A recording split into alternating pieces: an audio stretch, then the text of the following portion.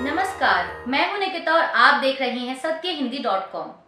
चलिए एक नजर डालते हैं अब तक की सुर्खियों पर। किसानों का दिल्ली मार्च शुरू हो गया है। मार्च शुरू करने से पहले किसानों को मास्क, दस्ताने और सेफ्टी सूट बांटे गए। वहीं मार्च शुरू होने के बाद सुरक्षा बलों ने किसानों पर आंसू गैस के गोले दागे। इसके अलावा हरियाणा के डीजीपी द्वारा पंजाब के डीजीपी को पत्र लिखने के बाद पंजाब के डीजीपी ने खनौरी और शंभू में पंजाब हरियाणा सीमा की ओर जेसीबी, पोकलैंड टिपर, हाइड्रा और अन्य भारी मिट्टी हटाने वाले उपकरणों की आवाजाही को रोकने का आदेश दिया है। डीजीपी पंजाब के निर्देशों पर किसानों को शंभू बॉर्डर की तरफ भारी वाहन और जेसीबी ले जाते समय रोकने के दौरान शंभू थाना के एसएचओ और एक अन्य अधिकारी जख्मी हो गए, जिन्हें नजदीकी अस्पताल में दाखिल करवाया गया है। किसानों के दिल्ली कूच के बीच केंद्रीय कृषि मंत्री अर्जुन मुंडा ने एक बार फिर किसानों से अपील करते हुए उन्हें 5वें दौर की बैठक के लिए आमंत्रित किया है।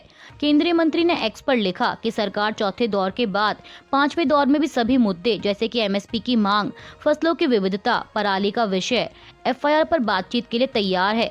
मैं दोबारा किसान नेताओं को चर्चा के लिए आमंत्रित करता हूँ। हमें शांति बनाए रखना जरूरी है। किसानों के दिल्ली कूच से पहले किसान नेता जगजीत सिंह डल्लेवाल ने कहा कि हमारी मंशा किसी भी तरह अशांति पैदा करने की नहीं है और ना ही हमारे लिए ये सम्मान की बात है कि हमें तो ऐसा करना ही है। लेकिन बात ये है कि हमने दिल्ली जाने का प्रोग्राम बनाया और ये आज नहीं बनाया है। 7 नवंबर को हमने आह्वान किया था कि हम दिल्ली जाएंगे, तो आज अगर सरकार कह रही है कि हमारे पास समय कम है तो मुझे लगता है कि ये सरकार की टाल मटोल की नीति है। सरकार को देश के किसान मजदूर के पक्ष में फैसला लेना चाहिए। देश के किसान ने देश को आत्मनिर्भर बनाया है, रात दिन मेहनत की है। देश में 7 लाख किसान खुदकुशी कर चुके हैं। लेकिन अगर ऐसे हालात में किसान से बात करने की बजाय उन्हें रोकने के लिए इतने बड़े बड़े बैरिकेड लगाए गए हैं तो ये सही नहीं है। किसानों के दिल्ली कूच से पहले किसान नेता सरवन सिंह पंढेर ने कहा कि सरकार किसान और मजदूरों पर अर्धसैनिक बल के जरिए जुल्म करा रही है। देश का पीएम होने के नाते नरेंद्र मोदी को संविधान की रक्षा करनी चाहिए और हमें शांतिपूर्ण तरीके से दिल्ली जाने देना चाहिए। ये हमारा अधिकार है। पंढेर ने कहा कि मजदूर मोर्चा और संयुक्त किसान मोर्चा गैर राजनीतिक अपने प्रदर्शन के 9वें दिन में प्रवेश कर चुके हैं। हमने प्रधानमंत्री जी को अपील की थी और कहा था कि ये सरकार मजदूर और किसानों के खून की प्यासी ना बने, लेकिन मुझे नहीं लगता कि हम अपनी बात उन तक पहुंचाने में सफल हुए हैं। सरकार से हम कहते हैं कि अगर हमें मारना है तो हमें मार दीजिए, लेकिन किसान मजदूरों पर जुल्म ना करें। हम आज भी प्रधानमंत्री महोदय से आग्रह करेंगे कि आगे आइए और इस मोर्चे का शांतिपूर्ण हल कीजिए। किसान नेता पंढेर ने आगे कहा कि आप एमएसपी को कानूनी गारंटी बनाने की बात करिए, फिर इस मोर्चे को शांतिपूर्ण रखा जा सकता है, लोगों की भावनाओं को काबू किया जा सकता है। देश दुनिया जान रही है कि पिछले दिनों जिस तरह का अत्याचार केंद्रीय अर्धसैनिक बलों ने किया है, देश कभी इस तरह की सरकार को माफ नहीं करेगा। हरियाणा के गाँव में चप्पे चप्पे पर पैरामिलिट्री फोर्स लगी हुई है। हमने कौन सा जुल्म किया है? हम इस देश के नागरिक हैं। हमने एक नागरिक होने के नाते आपकी पार्टी को वोट किया होगा, आपको प्रधानमंत्री बनाया होगा। हमने कभी कल्पना नहीं की थी कि आप हमारे ऊपर अर्धसैनिक बल चढ़ाकर इस तरह जुल्म करेंगे। अगर आपको मांग मानने से परेशानी है तो आप देश के संविधान की रक्षा कीजिए। हमें ढंग से शांति के साथ दिल्ली जाने दीजिए। ये हमारा जन्मसिद्ध अधिकार है। सरकार का प्रस्ताव ठुकराने के बाद पंजाब हरियाणा बॉर्डर पर आंदोलनरत किसान आज बुधवार 21 फरवरी को दिल्ली कूच के लिए तैयार हैं।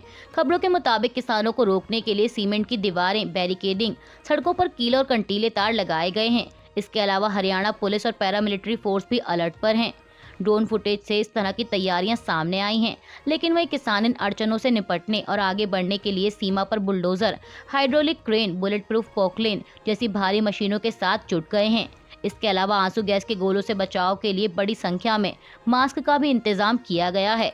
वहीं हरियाणा पुलिस ने पंजाब पुलिस को पत्र लिखकर इन मशीनों को जब्त करने की बात कही है। बता दें कि इससे पहले कल मंगलवार को किसान मजदूर संघर्ष कमेटी के अध्यक्ष सरवन सिंह पंढेर ने कहा था कि हमें दिल्ली जाने क्यों नहीं दे रहे।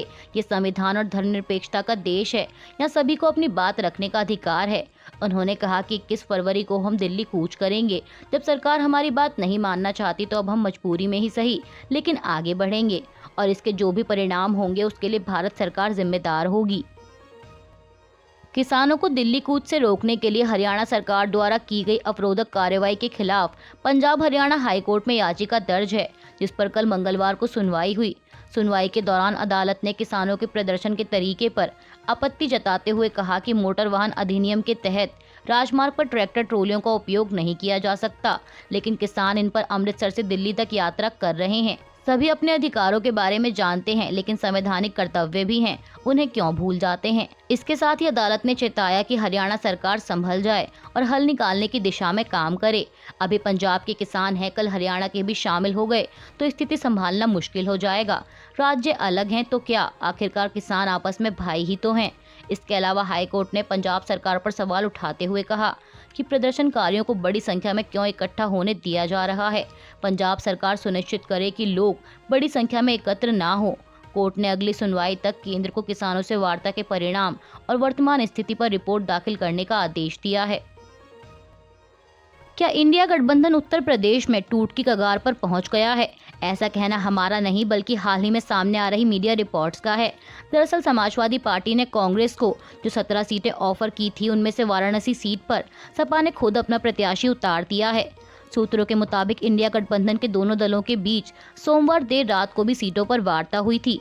कहा जा रहा है कि कांग्रेस मुरादाबाद, बिजनौर और बलिया की सीट चाहती थी, लेकिन समाजवादी पार्टी ये सीटें देने को तैयार नहीं है। सपा का संदेश स्पष्ट है कि उसे कांग्रेस को जो सीटें देनी थी दे दी गई हैं।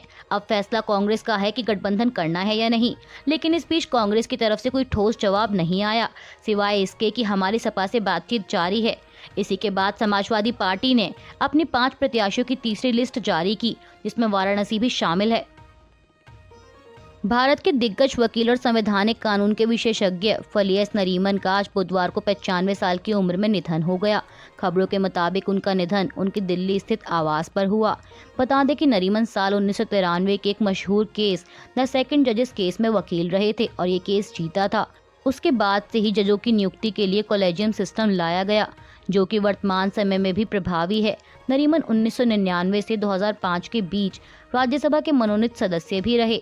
इसके अलावा उन्होंने कई किताबें भी लिखी, जिनमें before memory fades, God save the honourable supreme court और the state of the nation शामिल है।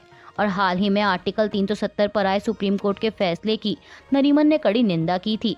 वे सिविल लिबर्टी के बड़े समर्थक थे। एस नरीमन के निधन पर शोक व्यक्त करते हुए प्रधानमंत्री मोदी ने एक्स पर लिखा कि फली नरीमन जी सबसे उत्कृष्ट कानूनविद में से एक थे। उन्होंने अपना जीवन आम नागरिकों के लिए न्याय आसान बनाने में समर्पित कर दिया। उनके निधन की खबर से दुखी हूँ। उनके परिवार के साथ मेरी संवेदनाएं। ईश्वर उनकी आत्मा को शांति दें। कांग्रेस नेता राहुल गांधी ने भी इस खबर पर दुख जताते हुए लिखा कि फली नरीमन के योगदान ने न केवल ऐतिहासिक केसों को आकार दिया है, बल्कि हमारे संविधान की पवित्रता और नागरिक स्वतंत्रता को बनाए रखने के लिए कानूनी जानकारों की पीढ़ियों को भी प्रेरित किया है। ईश्वर करे कि उनकी प्रतिबद्धता हमेशा हमारा मार्गदर्शन करती रहे। भारतीय रेडियो के ग्रैंड ओल्डमैन कहे जाने वाले अमीन सयानी का 91 साल की उम्र में निधन हो गया। उनके बेटे द्वारा दी गई जानकारी के अनुसार सयानी का निधन दिल का दौरा पड़ने से हुआ। सयानी ने रेडियो सिलोन से 1952 से प्रसारण करियर की शुरुआत की थी। वह लोकप्रिय रेडियो शो बिना का गीत माला प्रस्तुत किया करते थे। 60 के दशक से लेकर 90 के दशक तक ऐसा कोई अभिनेता या अभिनेत्री नहीं थी जो अमीन सयानी के रेडियो प्रोग्राम का हिस्सा ना बना हो। अमीन सयानी 43 सालों तक लगातार रेडियो से जुड़े रहे। राज्यसभा की 56 सीटों में से सोनिया गांधी समेत 41 उम्मीदवारों को निर्विरोध निर्वाचित किया गया है। इसमें सबसे अधिक 20 उम्मीदवार बीजेपी के हैं। इसके अलावा 6 कांग्रेस, 4 तृणमूल कांग्रेस, 3 वाईएसआर कांग्रेस, आरजेडी 2, बीजेडी 2, 1 एनसीपी, 1 शिवसेना, 1 बीआरएस और 1 जेडीयू के उम्मीदवार हैं, जिन्हें निर्विरोध चुना गया है।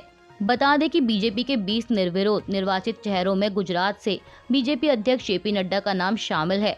अब अगर आंकड़ों की माने तो घोषित नतीजों में बीआरएस, जेडीयू और टीडीपी को नुकसान हुआ है, जबकि वाईएसआर कांग्रेस लाभ में रही।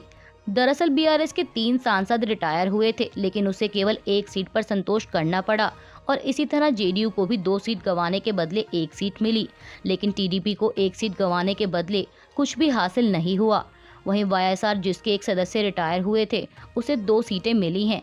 इसके अलावा बाकी बची सीटों पर 27 फरवरी को चुनाव होगा और वोटों की गिनती भी 27 फरवरी शाम 5 बजे ही शुरू होगी। पश्चिम बंगाल के संदेशखाली मामले के बीच एक और मामला तूल पकड़ता नजर आ रहा है। दरअसल कल मंगलवार को एक वीडियो वायरल हुआ जिसमें विपक्ष के नेता शुभेंदु अधिकारी के साथ बीजेपी के कई नेता संदेश खाली जा रहे हैं। इस दौरान मौके पर मौजूद आईपीएस अधिकारी जसप्रीत सिंह को एक बीजेपी कार्यकर्ता द्वारा खालिस्तानी कहते सुना जा सकता है। इसके बाद इसे लेकर आईपीएस अधिकारी सिंह नाराज दिखे और उन्होंने कहा कि उनके धर्म पर टिप्पणी क्यों की जा रही है, उन्हें खालिस्तानी क्यों कहा जा रहा है। पश्चिम बंगाल में आईपीएस अधिकारी को खालिस्तानी कहे जाने पर पश्चिम बंगाल पुलिस ने भी प्रतिक्रिया दी है। राज्य पुलिस ने इस पर एक्शन लेने का ऐलान करते हुए एक्स पर लिखा कि पश्चिम बंगाल पुलिस बिरादरी इस वीडियो को शेयर करते हुए गुस्से में है। इस वीडियो में हमारे एक अफसर को राज्य में विपक्ष के नेता खालिस्तानी कह रहे हैं। उनकी गलती क्या है? यही कि वो एक स्वाभिमानी सिख और काबिल पुलिस अफसर हैं जो कानून का पालन कराने की कोशिश कर रहे हैं। आगे लिखा गया है कि ये टिप्पणी शरारतपूर्ण, नस्लीय के साथ सांप्रदायिक तौर पर भड़काऊ भी है। ये आपराधिक कृत्य है। हम बिना किसी कारण के किसी व्यक्ति की धार्मिक पहचान पर हमला करने की निंदा करते हैं। पोस्ट में आगे कहा गया है कि ये हमें कतई मंजूर नहीं है। ये लोगों को भड़काने वाला काम है। हम इसके खिलाफ कानूनी कार्रवाई शुरू कर रहे हैं। गजा में तत्काल युद्ध विराम की मांग को लेकर संयुक्त राष्ट्र में एक प्रस्ताव लाया गया जिसे अमेरिका ने वीटो कर दिया है। बता दें कि इससे पहले अमेरिका की ओर से खुद संयुक्त राष्ट्र में गजा में अस्थायी युद्ध विराम के लिए प्रस्ताव लाया गया था। वहीं अब अमेरिका के प्रस्ताव को वीटो किए जाने के बाद उसके सहयोगियों ने भी उसके इस कदम की निंदा की है। 15 सदस्यीय सुरक्षा परिषद में 13 देशों ने अल्जीरिया के प्रस्ताव का समर्थन किया, जबकि ब्रिटेन ने वोटिंग में हिस्सा नहीं लिया और अमेरिका ने इस प्रस्ताव को वीटो कर दिया। प्रस्ताव को वीटो करते हुए अमेरिका की राजदूत लिंडा थॉमस ग्रीनफील्ड ने कहा कि अभी हमास और इस्राएल के बीच बातचीत चल रही है और ऐसे में तत्काल युद्ध विराम का आह्वान करने का सही समय नहीं था। इजराइल द्वारा गजा में लगातार किए जा रहे हमलों के बीच अमेरिका ने अस्थायी युद्ध विराम की बात कही है। दरअसल कल मंगलवार को अमेरिका ने संयुक्त राष्ट्र सुरक्षा परिषद में गजा में अस्थायी युद्ध विराम के लिए प्रस्ताव का मसौदा पेश किया। इस मसौदे में इजराइल को रफा शहर पर हमले न करने को कहा गया है। बता दें कि गजा में इजराइल के ताबड़तोड़ हमलों के बाद 5 लाख से अधिक लोग पनाह लेने के लिए रफा पहुंचे हैं, जो कि अब पूरा भर चुका है और इस शहर में अब ज्यादा लोगों को पनाह देने की क्षमता नहीं है। मीडिया रिपोर्ट्स के मुताबिक युद्ध शुरू होने से पहले यहाँ की आबादी 2.5 लाख थी। अभी के लिए बस इतना ही। बाकी की खबरों के लिए बने रहिए सत्यहिंदी.com के साथ।